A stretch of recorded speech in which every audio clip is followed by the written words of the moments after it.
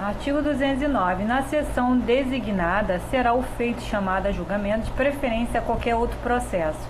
Parágrafo 1º. Se o relatório tiver sido impugnado, os partidos interessados poderão, no prazo de 15 minutos, sustentar oralmente as suas conclusões. Parágrafo 2º. Se do julgamento resultarem alterações na apuração efetuada pelo Tribunal Regional, o acordo determinará que a Secretaria, dentro em 5 dias, levante as folhas de apuração parcial das sessões cujos resultados tiverem sido alterados, bem como o mapa geral da respectiva circunscrição, de acordo com as alterações decorrentes do julgado, devendo o mapa, após o visto do relator, ser publicado na Secretaria. Parágrafo 3º.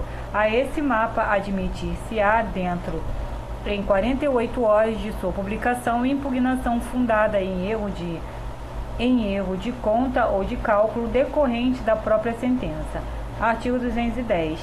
Os mapas gerais de todas as circunscrições com as impugnações, se houver, e a folha de apuração final levantada pela Secretaria serão autuados e distribuídos a um relator geral designado pelo presidente. Parágrafo único. Recebidos os autos, após a audiência do Procurador-Geral, o relator, dentro de 48 horas, resolverá as impugnações relativas aos erros de conta ou de cálculo, mandando fazer as correções, se for o caso, e apresentará a seguir o relatório final com os nomes dos candidatos que deverão ser proclamados eleitos os 2 demais candidatos na ordem decrescente das votações. Artigo 211. Aprovada em sessão especial a apuração geral, o presidente anunciará a votação dos candidatos, proclamando a seguir eleito presidente da República o candidato mais votado que tiver obtido maioria absoluta de votos, excluídos para a apuração desta os em branco e os nulos.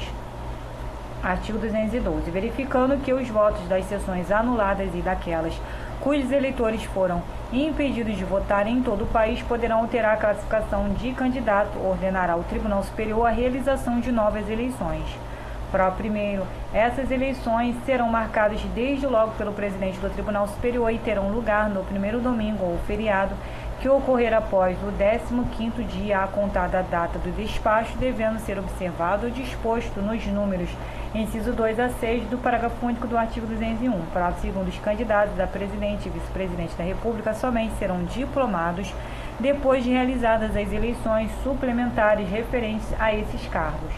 Artigo 213. Não se verificando a maioria absoluta, o Congresso Nacional, dentro de 15 dias, após haver recebido a respectiva comunicação do presidente do Tribunal Superior Eleitoral, reunir-se-á em sessão pública para se manifestar sobre o candidato mais votado, que será considerado eleito se, em escrutínio secreto, obtiver metade mais um dos votos dos seus membros. Parágrafo 1º. Se não ocorrer a maioria absoluta referida no caput deste artigo, renovar-se-á até 30 dias depois a eleição em todo o país, a qual concorrerão os 2 candidatos mais votados, cujos registros estarão automaticamente revalidados. Parágrafo 2º. No caso de renúncia ou morte, concorrerá à eleição prevista no parágrafo anterior o substituto registrado pelo mesmo partido político ou coligação partidária.